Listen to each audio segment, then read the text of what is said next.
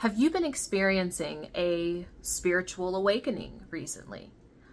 Perhaps you created a magnificent life and everything is actually really good, and you just can't help but to feel a calling for something greater, something more, but you don't know what that is.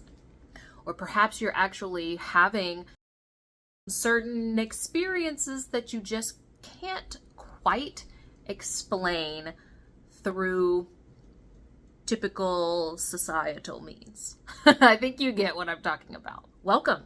My name is Makosi. I'm also known as the Royal Shaman. I'm a mystic and mentor to change makers and thought leaders. I actually catalyze and initiate them into their highest calling and support them through a process called euphoric evolution. This is really a paradigm, an infinite path to purpose, prosperity, and paradise. So let's get started.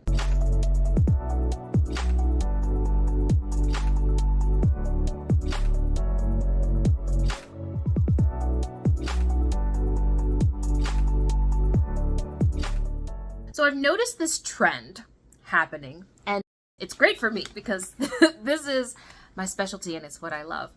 But I've noticed this pattern of incredible leaders, celebrities, influencers having what looks like an existential crisis, or what we call a spiritual awakening.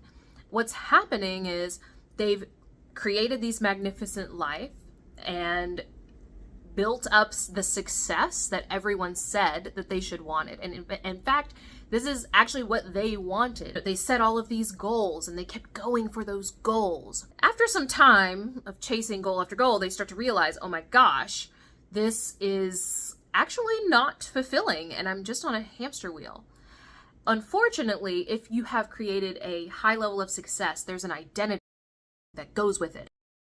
Everybody looks at you a certain way. You hold a certain standing in the public eye. And because of that, it can be really difficult to talk about it or to share what's going on or even to understand what's going on or for people to understand what the heck is going on with you, because from the outside looking in, like you got it going on. I don't understand what is happening with you. It's at this time that you really need to know a few key things. Gosh, I can't even talk. A few key things. And also, I'm saying this to prevent what I do see happening a lot. So I know that there's a ton of people who they begin feeling this urge and there's so much tension and it builds up over time, maybe a year, 2 years, 5 years, whatever. Then finally they get to their breaking point. And this is where I see leaders start to go into self-destruct, which is actually really just a form of self-protection. And they start to burn everything to the ground, burn relationships, burn their businesses, pack up and just move to Bali. I laugh because it's happening so often these days. For some people, that actually might be aligned. For many, it isn't necessary. But because you don't know how to navigate it, it can be so difficult. That feeling inside of you that there's almost like an unconscious feeling that something needs to die. And we mistakenly make that mean like everything in our life needs to go, when really what's trying to happen is that there's an identity, there's a way of being or ways of being that we've been up until this point, and your higher self is calling you to let go of that so that you can step into your highest calling. Okay? So the first thing that I want you to really make sure and pay attention to is if you are isolating yourself. You do not want to isolate yourself. Now, I know that it's pretty normal because it's taught out there that, oh, when you go through a spiritual awakening, you don't want to be around anyone else, so on and so forth. And that can absolutely be true. I would say that this is actually when you do need connection.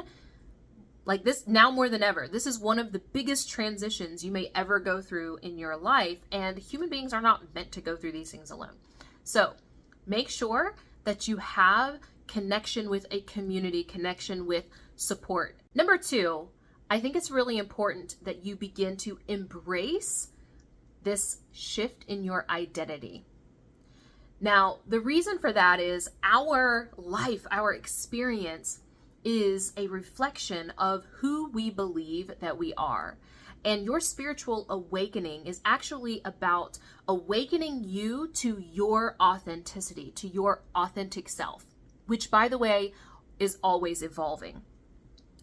But if you are too attached to being a certain way, like being a people pleaser, for example, it will be much more painful if that is something that is actually not in alignment for who you need to be in this next evolution, this next iteration of self.